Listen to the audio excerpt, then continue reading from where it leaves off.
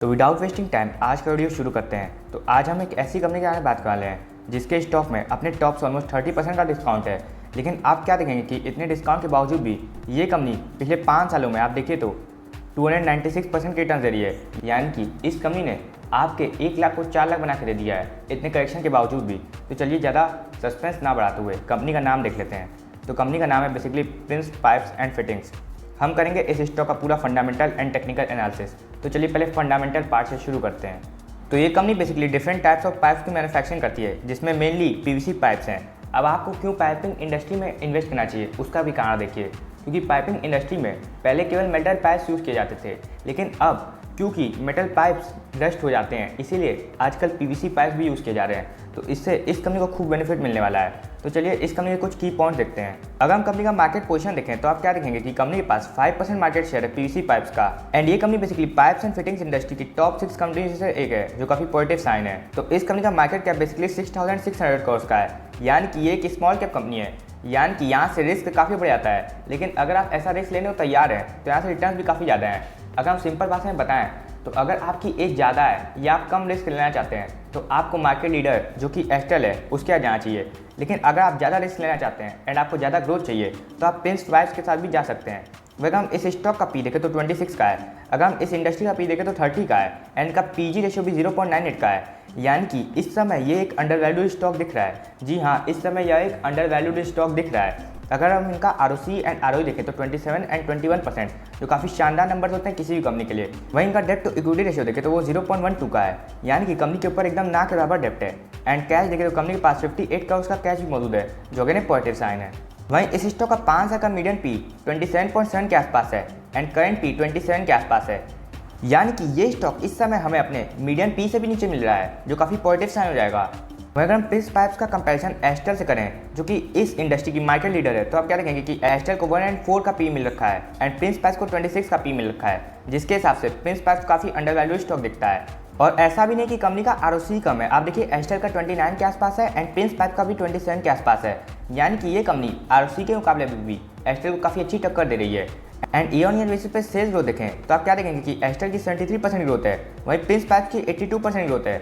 यानी कि sales growth में भी प्रिंस पाइप्स ने एस्टेल को बीट कर दिया है, जो एक पॉजिटिव साइन है। लेकिन मेन मार जाता है इनके प्रॉफिट में। आप देखिए कि एस्टेल की ईयर ऑन ईयर बेसिस पे प्रॉफिट ग्रोथ 20% की है, वहीं प्रिंस पाइप्स की देखिए -9% की है। इससे क्या चलता है, इससे पता चलता है कि एस्टेल क्यों मार्केट लीडर है।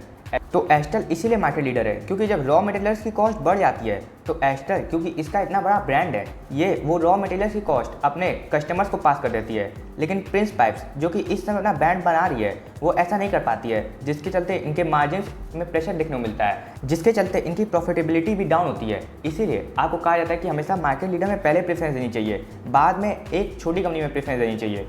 वहीं अगर कंपनी की क्वार्टरली सेल्स देखें तो 604 करोड़ की है, जो कि पिछले जून के क्वार्टर से ऑलमोस्ट दुगनी हो चुकी है। लेकिन आप क्या देखें कि मार्च के क्वार्टर से इस कंपनी की सेल्स में काफ़ी ज़्यादा डिप देखने को मिला है, जो एक नेगेटिव साइन हो जाएगा। देखिए क्यों इस कंपनी की प्रॉफिटेबिलिटी गिरी है। आप देखिए कि इस कंपनी का ऑपरेटिंग प्रॉफिट मार्जिन काफ़ी तेजी से गिरा है। जहां कंपनी का ऑपरेटिंग प्रॉफिट मार्जिन जून 2021 में 12% के आसपास था, वो इस समय घट के 7% पे आ गया है। देखने कितना ड्रास्टिक डिक्रीज देखने को मिला है। इसीलिए कंपनी के स्टॉक प्राइस में भी इतना करेक्शन देखने को मिल रहा है। वहीं इनका नेट प्रॉफिट देखें तो 16 करोड़ पे आया है। अगर इसको जून के क्वार्टर से कंपेयर करें तो 18 करोड़ का था, यानी कि वहाँ से भी कंपनी में डी ग्रोथ देखने को मिली है, जो एक नेगेटिव साइन है। एंड मार्च 2022 के क्वार्टर से देखें तो वहाँ से भी तो काफ़ी ज़्यादा डिक्रीज देखने को मिला है। इसीलिए कंपनी का स्टॉक प्राइस इतना करेक्ट हो रहा है। लेकिन ये करेक्शन एक अपॉर्चुनिटी है, क्योंकि हमेशा रॉ मटेरियल का कॉस्ट इतना फ्लक्चुएटिंग नहीं रहेगा, तो कभी ना कभी तो ये स्टेबलाइज करेगा। और जब ये स्टेबलाइज करेगा तो कंपनी की प्रॉफिटेबिलिटी फिर से बढ़ेगी। इसीलिए आप चाहें तो थोड़ी मोड़ी वेटेज के साथ इस कंपनी में जा सकते हैं। वहीं लॉन्ग टर्म में इस कंपनी की सेल्स देखें तो आप क्या देखें कि मार्च 2015 में इस कंपनी की सेल्स 957 करोड़ पे थी, जो कि इस समय बढ़ के 2657 करोड़ पे पहुंच गई है। यानी कि ऑलमोस्ट 7 सालों में कंपनी ने अपनी सेल्स को 3 गुना कर लिया है, जो एक पॉजिटिव साइन है। वहीं ऑपरेटिंग प्रॉफिट मार्जिन में भी देखें तो 9% से बढ़ के आज 16% पे आ गए हैं, जो काफ़ी पॉजिटिव साइन है। तो चलिए अब देखते हैं कि ये कंपनी ग्रोथ कंपनी है कि नहीं। ग्रोथ कंपनी का सिंपल फंडा क्या होता है कि हर 3 साल में उसका प्रॉफिट ऑलमोस्ट 2 गुना होना चाहिए। तो देखते हैं इस कंपनी में ऐसा हो रहा है। तो देखिए 16 करोड़ का प्रॉफिट बढ़ के 73 करोड़ का हो गया, यानी कि 2x से ज़्यादा ग्रोथ। फिर उसके बाद देखिए 30 करोड़ का प्रॉफिट बढ़ के 82 करोड़ का आ गया, यानी कि अगेन 2 गुने से ज़्यादा ग्रोथ। एंड फिर देखिए तो 74 करोड़ का प्रॉफिट 113 करोड़ पे आ गया, यानी कि ऑलमोस्ट आप कह सकते हैं कि 1.5 गुने की ग्रोथ। यानी कि कम ग्रोथ तो है, लेकिन आप देखिए कम से कम कंपनी सस्टेन तो कर पाई। एंड फिर अगर हम इस 113 करोड़ की ग्रोथ को 3 साल बाद की ग्रोथ से कंपेयर करें तो 248 करोड़ का प्रॉफिट, यानी कि आप क्या देख रहे हैं कि कंपनी 2x की ग्रोथ शो कर पा रही है, यानी कि यह एक ग्रोथ कंपनी है। इसीलिए आप इस कंपनी में थोड़ी बहुत वेटेज के साथ अपने पोर्टफोलियो में रख सकते हैं। वहीं अगर हम इस कंपनी की 5 साल की कंपाउंडेड सेल्स को देखें तो 16% के आसपास है, ये काफ़ी अच्छे नंबर्स होते हैं। एंड 3 साल की 19% के आसपास। एंड प्रॉफिट ग्रोथ देखें तो 5 साल की 27% के आसपास, जो काफ़ी बेहतरीन ग्रोथ होती है। एंड 3 साल की भी 46% के आसपास, जो कि अनबिलीवेबल ग्रोथ है। इसीलिए कहा जाता है कि ग्रोथ कंपनी में इन्वेस्ट करिए। इसी से पता चलता है कि ये कंपनी ग्रोथ कंपनी भी है। वहीं इनका रिटर्न ऑन इक्विटी भी देखें तो आप क्या देखेंगे कि 5 साल का रिटर्न ऑन इक्विटी 22% पे है, 3 साल का भी 22% पे है, यानी कि ये कंपनी अपने रिटर्न ऑन इक्विटी को प्रोटेक्ट कर पाती है, जो काफ़ी पॉजिटिव साइन हो जाएगा किसी भी कंपनी के लिए। वहीं अगर हम इस कंपनी की बैलेंस शीट देखें तो लॉन्ग टर्म में इस कंपनी के रिजर्व्स कंटिन्यूसली बढ़ रहे हैं। 106 करोड़ से बढ़ के आज 1000 करोड़ के भी ऊपर पहुंच चुके हैं। एंड बोरोइंग्स देखें तो लॉन्ग टर्म में आप देखिए 300 करोड़ से घट के इस कंपनी की बोरोइंग्स 152 करोड़ पे आ गई हैं, जो काफ़ी पॉजिटिव साइन है। वहीं अगर हम इस कंपनी का शेयर होल्डिंग पैटर्न देखें तो प्रोमोटर्स के पास 62% की होल्डिंग है, जिसमें उन्होंने कोई भी चेंज नहीं किया है, यानी कि यह एक हाई प्रोमोटर होल्डिंग वाली कंपनी है, जो कि पॉजिटिव साइन है। लेकिन मेन खेल यहाँ पे आ जाता है। आप देखिए FIIs एंड DIIs दोनों ही चुपके चुपके अपनी होल्डिंग को बढ़ा रहे हैं। तो इससे आपको क्या पता चलता है कि इस गिरावट का FIIs एंड DIIs खूब फायदा उठा रहे हैं। एंड ओवरऑल देखें तो पब्लिक ही पीस रही है। देखिए 19% का स्टेक घट के 18.4% पे आ गया है, जो ओवरऑल तो पॉजिटिव साइन होता है। लेकिन हमें इस पॉजिटिव साइन को अपने हक पे करना है। क्यों पब्लिक ऐसे पागल हो जाती है?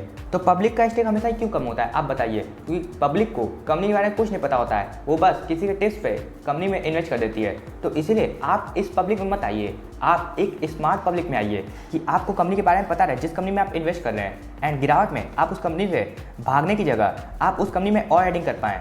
तो ओवरऑल हमें क्या देखने को मिलता है कि इतनी छोटी स्मॉल कैप कंपनी में भी FIIs एंड DIIs की ऑलमोस्ट 19% की होल्डिंग है, जो काफ़ी पॉजिटिव साइन हो जाएगा। एंड आप देखें तो पब्लिक की केवल 18% की होल्डिंग है, जो कि पॉजिटिव साइन है। तो अगर हम बात करें कि इस कंपनी के फंडामेंटल्स हमें क्या पता चलता है कि इस कंपनी के फंडामेंटल्स काफ़ी अच्छे हैं। लेकिन क्योंकि यह एक छोटी कंपनी है तो इसीलिए अगर आप इस कंपनी में इन्वेस्ट करने चाह रहे हैं तो आपकी एलोकेशन एकदम कंट्रोल में होनी चाहिए। तो इसीलिए आपकी इस कंपनी में एलोकेशन 4% से ज़्यादा की नहीं होनी चाहिए, जिससे कि आपका रिस्क भी मेंटेन हो जाएगा एंड आपको रिटर्न्स भी डिसेंट मिल जाएंगे। तो चलिए कंपनी के टेक्निकल पार्ट को चलते हैं। तो ये स्टॉक इस समय 600 के लेवल के आसपास ट्रेड कर रहा है, लेकिन इस स्टॉक का 52 वीक हाई 900 के आसपास है। लेकिन वहाँ से ये स्टॉक हमें ऑलमोस्ट 30% के डिस्काउंट में मिल रहा है। एट दी प्रेजेंट ये स्टॉक हमें अपने डिमांड जोन के आसपास मिल रहा है, जो कि सिंपली है 600 का लेवल। आप यहाँ पे देखिए कि यही लेवल इस स्टॉक का रेजिस्टेंस बना हुआ था। जब फाइनली इस लेवल को तोड़ दिया तो काफ़ी बड़ी रैली दे दी। एंड फिर जब सपोर्ट लेने भी आया तो इसी लेवल के आसपास सपोर्ट ले गया एंड यहीं से बाउंस कर गया। फिर उसके बाद जब गिरा फिर से यहीं पे लेवल के आसपास सपोर्ट ले लिया। एट दी प्रेजेंट बात करें तो इस स्टॉक में काफ़ी लंबा कंसोलिडेशन चल रहा है। तो यहाँ पे एक ब्रेक आउट आ सकता है या तो ब्रेक डाउन आ सकता है। तो अगर आप मार्केट को टाइम नहीं करना चाहते हैं तो इस स्टॉक में आप थोड़ी बहुत इन्वेस्टमेंट कर सकते हैं, क्योंकि ये स्टॉक एट दी प्रेजेंट हमें अपने डिमांड जोन के आसपास मिल रहा है। वहीं इस स्टॉक का RSI इस समय 56 पे है, यानी कि ये स्टॉक अपने न्यूट्रल जोन के आसपास ट्रेड कर रहा है। आप जब देखिए कि इस स्टॉक का RSI रेंज बाउंड हो चुका है। तो अगर मान लीजिए इस स्टॉक का RSI 60 के ऊपर जाता है एंड 60 के ऊपर सपोर्ट लेता है तो आप इस स्टॉक में इन्वेस्टमेंट करने सोच सकते हैं, क्योंकि वहाँ से एक अच्छी तेजी देखने को मिल सकती है। आप यहाँ पे देखिए कि इस स्टॉक का RSI 60 के ऊपर गया था लेकिन उसको होल्ड नहीं कर पाया, तो देखिए कितनी बड़ी गिरावट देखने को मिली। तो वहीं इस स्टॉक का मनी इंडेक्स इस समय 33 पे है, जिसके हिसाब से ये स्टॉक ओवरसोल्ड हो चुका है। तो अगर आपका विजन 5 to 10 ईयर्स का है तो आप करंट मार्केट प्राइस पे इस स्टॉक में काफ़ी अच्छी इन्वेस्टमेंट कर सकते हैं, क्योंकि टॉप से इस स्टॉक में 30% का डिस्काउंट भी है। एंड इस समय ये स्टॉक हमें मनी इंडेक्स के हिसाब से फेयर जोन पे मिल रहा है। वह अगर हम इस स्टॉक की मूविंग एवरेजेस देखें तो आप क्या देखेंगे कि ये स्टॉक अपने 200 day and 100 day moving average के काफ़ी नीचे है। तो लॉन्ग टर्म इन्वेस्टर्स के लिए ये काफ़ी अच्छी बाइंग अपॉर्चुनिटी है। एंड आप यहाँ पे देखिए कि ये स्टॉक अपने 20 डे मूविंग एवरेज के ऊपर है एंड 50 डे मूविंग एवरेज के आसपास सपोर्ट ले रहा है। तो यानी कि ये स्टॉक शॉर्ट टर्म में स्ट्रेंथ शो कर रहा है। तो मान लीजिए 50 डे मूविंग एवरेज का सपोर्ट नहीं टूटता है तो फिर ये स्टॉक अपने 100 डे मूविंग एवरेज तक आ सकता है। वहीं अगर हम इस स्टॉक की हेकेनेशी कैंडलस्टिक देखें तो आप क्या देखेंगे कि जब यहाँ पे रेड जोन बने तो आपको इन्वेस्टमेंट करनी है, जिसका आपको एक ग्रीन जोन काफ़ी अच्छा फायदा देगा। एंड आप देखिए कि कितना बड़ा अपसाइड भी देखने को मिला। एट दी प्रेजेंट यहाँ पे काफ़ी बड़ा रेड जोन बना है, तो जो इन्वेस्टर इस समय इन्वेस्ट करेगा वो आगे जाके ग्रीड के माहौल में काफ़ी खुश रहेगा। वहीं अगर हम इस स्टॉक का मैकडी इंडिकेटर देखें तो आप क्या देखेंगे कि यहाँ पे मैकडी लाइन ने सिग्नल लाइन को ऊपर की तरफ काट दिया है, जो एक स्ट्रॉन्ग बुलिश सिग्नल होता है। एंड आप यहाँ पे देखिए कि यहाँ पे होलोग्राम्स भी बड़े बड़े बन रहे हैं, जो अगर एक स्ट्रॉन्ग बुलिश सिग्नल को दर्शाते हैं। तो यानी कि शॉर्ट टर्म में ये स्टॉक स्ट्रेंथ शो कर रहा है, तो काफ़ी पॉजिटिव साइन है अगर आप इस स्टॉक में ट्रेड लेने जा रहे हैं। तो अगर हम इस स्टॉक का बोलिंजर बैंड इंडिकेटर देखें तो आप यहाँ पे क्या देखेंगे कि यहाँ पे रेंज छोटी हो रही है, यानी कि नैरो हो रही है।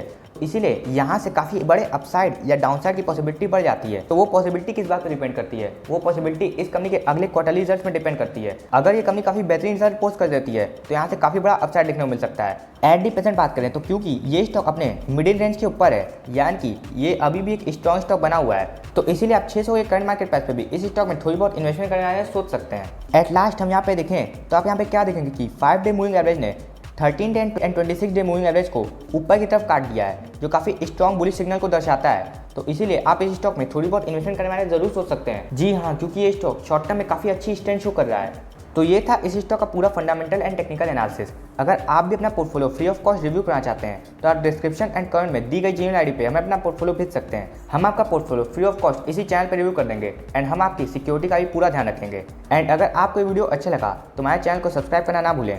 तब तक के लिए दिस इज रिदान साइनिंग ऑफ।